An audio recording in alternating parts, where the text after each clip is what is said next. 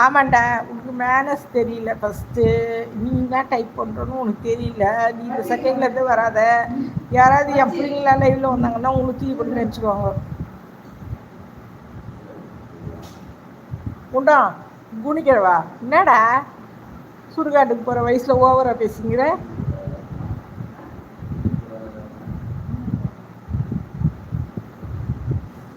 நான் வாயை மூடிக்கிட்டா அங்கே லைவ் போவதுரா. போலீஸ் எஸ்ஐ இப்போ பின்னாடி போனது டெப்டி கலெக்டர். எருமை எருமை நீ மூடு. எருமை என்ன படிக்கிற நீ? உங்கள் ஸ்கூலில் டிசிப்ளின் சொல்லி கொடுக்க மாட்டாங்களா?